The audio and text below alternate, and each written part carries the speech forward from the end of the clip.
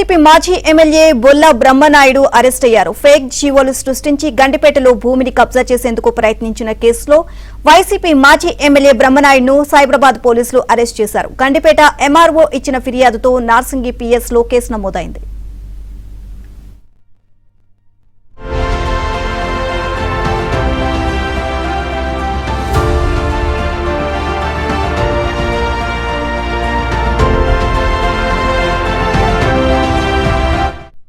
ఇప్పటికే పలువురు నిందితులను అరెస్ట్ చేసి కస్టడీకి తీసుకున్నారు. దర్యాప్తులో భాగంగా వైసీపీ మాజీ ఎమ్మెల్యే బొల్ల బ్రహ్మనాయుడు నకిలీ రికార్డులు సృష్టించినట్లు వెల్లడైంది. 12 కోట్ల ఆర్థిక లావాదేవీలు జరిపినట్లు గుర్తించారు.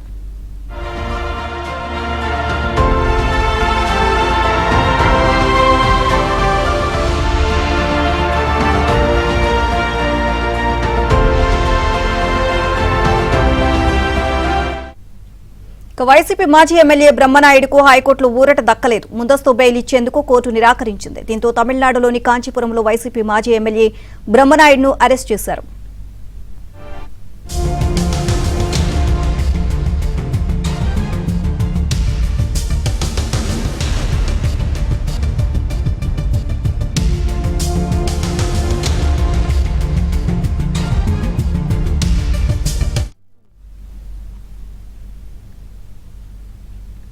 సచివాలయంలో గతంలో పనిచేసిన నిందితుడు వేలది రాధాకృష్ణ నకిలీ జీవోలు, తప్పుడు సీసీఎల్ఏ ప్రొసీడింగ్స్, సీనియర్ అధికారుల ఫోర్జరీ సంతకాలతో పత్రాలు సృష్టించినట్లు గుర్తించారు. కరీంనగర్, రాజేంద్రనగర్, కర్నూలుతో సహా పలు జిల్లాలో ఇతనిపై ఇప్పటికే 9 కేసులున్నాయి.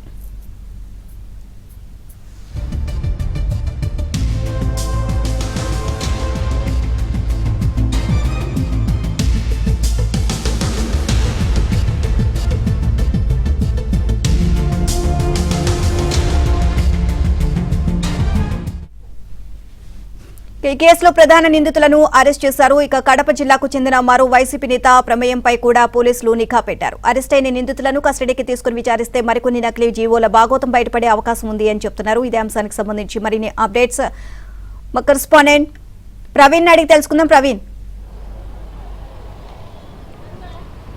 నకిలీ జీవోల కేసులో ఇప్పటికే వైసీపీ మాజీ ఎమ్మెల్యే బ్రహ్మనాయుడిని అయితే మాత్రం తమిళనాడులో అరెస్ట్ చేయడం జరిగింది. తమిళనాడు నుండి నేరుగా హైదరాబాద్ కూడా తరలిస్తున్నటువంటి పరిస్థితి కనపడుతుంది.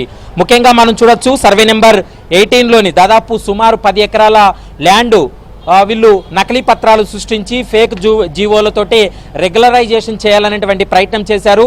దీంతో గండిపేట ఎంఆర్ఓ శ్రీనివాసరెడ్డికి అనుమానం రావడంతో నార్సింగి పోలీసులకు సమాచారం అందించడం జరిగింది. నార్సింగి పోలీసులు దీనిపైన ఫిర్యాదు తీసుకొని సుదీర్ఘంగా విచారణ జరిపిన తర్వాత దాదాపు కోట్ల విలువైనటువంటి భూమిని బ్రహ్మనాయుడు అండ్ కో వీళ్ళు మొత్తం అది కబ్జా చేసి వేరే ఒక వ్యక్తులకు అమ్మేటువంటి ప్రయత్నం చేశారనేటువంటి అభియోగాలతోటే మొత్తం ఈ కేసులో 10 మంది నిందితులుగా చేరుస్తూ 5 మంది నిందితులను ఇప్పటికే అరెస్ట్ చేశారు.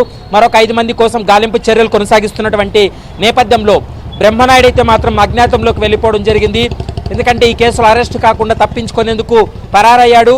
దీంతో తమిళనాడులో తలదాచుకొని ఉన్నాడు అనేటువంటి సమాచారంతో తమిళనాడు కాంచీపురంలో ఒక ప్రాంతంలో తలదాచుకొని ఉండగా వైసీపీ మాజీ ఎమ్మెల్యే బ్రహ్మనాయుడిని ఈఓడబ్ల్యూ పోలీసులతో పాటు నార్సింగి పోలీసులు జాయింట్ ఆపరేషన్ చేసి అతన్ని అరెస్ట్ చేసినటువంటి పరిస్థితి కనపడుతుంది. ఈరోజు రాత్రి వరకు కూడా హైదరాబాద్కు చేరుకునేటువంటి అవకాశం ఉంటుంది. ఈరోజు సుదీర్ఘంగా విచారణ జరిపిన తర్వాత రేపు మధ్యాహ్నం తర్వాత న్యాయస్థానం ముందు హాజరుపరిచి వైసీపీ మాజీ ఎమ్మెల్యేను జ్యుడిషియల్ రిమాండ్ కూడా తరలించే అవకాశం ఉంటుంది. ముఖ్యంగా ఈ కేసులో మనం గమనించినట్లయితే దాదాపు భూ కబ్జా కోసం ఈ నిందితుల మధ్య దాదాపు 12 కోట్ల రూపాయలు ట్రాన్సాక్షన్ జరిగిందనేటువంటి అంశాన్ని కూడా ప్రస్తుతం దర్యాప్తులో వెల్లడైంది. ఇందులో కీలకంగా వ్యవహరించినటువంటి వ్యక్తి రాధాకృష్ణ. అతను బ్రహ్మనాయుడికి అత్యంత సన్నిహితుడిగా ఉంటున్నాడు.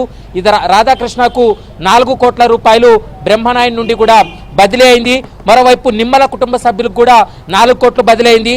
ఈ కేసులో మరికొంతమందికి మొత్తం అంత కలిపి 12 కోట్ల రూపాయల వరకు కూడా నిందితుల మధ్య ట్రాన్సాక్షన్ జరిగింది. కోట్ల రూపాయలు విలువైనటువంటి 10 ఎకరాల భూమిని వీళ్ళు కబ్జా చేయడం, కుట్రపూరితంగా అధికారుల యొక్క సంతకాలు పెట్టి మరోవైపు ఫేక్ డాక్యుమెంట్లు సృష్టించి నకిలీ జీవోలను సృష్టించి అధికారులను సైతం తప్పుదో పట్టించే విధంగా వ్యవహరించారనేటువంటి అభియోగాలు మోపారు. దీంతో 5 మంది నిందితులు అయితే మాత్రం ఇప్పటికే జ్యుడిషియల్ రిమాండ్కి తరలించడం జరిగింది. మిగిలినటువంటి నిందితుల కోసం గాలింపు చర్యలు కొనసాగుతున్నాయి. ప్రస్తుతం బ్రహ్మనాయుడు, అతని తమ్ముడు రమేష్ అయితే మాత్రం పరారీలో ఉన్నారు. ప్రస్తుతం బ్రహ్మనాయుడిని అయితే మాత్రం అదుపులోకి తీసుకున్నారు. రమేష్ తో పాటు మరొక ముగ్గురు ఇంకా పరారీలో ఉన్నట్లు పోలీసులు భావిస్తున్నారు. వారి కోసం కూడా 4 ప్రత్యేక బృందాలను ఏర్పాటు చేసి గాలింపు చర్యలు అయితే కొనసాగిస్తున్నటువంటి పరిస్థితి ఉంది. ఇందులో మరొక కుట్రపూరితమైనటువంటి అంశం ఏంటంటే ఈ 10 ఎకరాల భూమిని ఒక వ్యక్తి నుంచి వీళ్ళు కొనుగోలు చేస్తున్నట్లు డాక్యుమెంట్లు సృష్టించారు. మరోవైపు రెగ్యులరైజ్ చేసేటువంటి ప్రయత్నం చేశారు. నకిలీ సంతకాలు పెట్టి అధికారుల యొక్క నకిలీ సంతకాలు, స్టాంప్ పేపర్లు, రికార్డ్స్ అన్ని కూడా తారుమారు చేసి మరొక వ్యక్తికి దాదాపు కోట్ల రూపాయల ప్రయత్నం చేసేటువంటి క్రమంలోనే ఈ కుట్ర అంతా కూడా బయటపడినటువంటి పరిస్థితి. కాబట్టి ఈ కేసుకు సంబంధించి ఈఓడబ్ల్యూ పోలీసులతో పాటు నార్సింగి పోలీసులు పూర్తి స్థాయిలో విచారణ జరపడం జరిగింది. వీళ్ళు సృష్టించినటువంటి నకిలీ జీవోలు ఏవైతే ఉన్నాయో వాటిని విపరీతంగా సోషల్ మీడియాలో సైతం వైరల్ చేయడం జరిగింది. చాలా మందిని మభ్యపెట్టి ఈ భూమిని వాళ్ళకి అమ్మేటువంటి ప్రయత్నం చేశారనేటువంటి అంశాన్ని కూడా తాజా విచారణలో వెల్లడైంది. కాబట్టి ప్రస్తుతం బ్రహ్మనాయుడిని విచారిస్తే మరికొన్ని సంచలనమైనటువంటి విషయాలు బయటపడతాయి. కడప జిల్లాకు సంబంధించినటువంటి మరొక వైసీపీ కీలక నేత యొక్క ప్రమేయం కూడా ఈ కేసులో ఉందనేది పోలీసులు భావిస్తున్నారు. కాబట్టి ఇప్పటికే జ్యుడిషియల్ రిమాండ్లో ఉన్నటువంటి 5 మంది నిందితుల్ని కూడా కస్టడీకి తీసుకొని విచారించే అవకాశం ఉంటుంది. బ్రహ్మనాయుడిని కూడా విచారణ జరిపిన తర్వాత ఇందులో ఇంకెంతమంది కుట్ర కోణం ఉందనేది మాత్రం బయటపడే అవకాశం అయితే కనిపిస్తుంది. Right, thank you Praveen.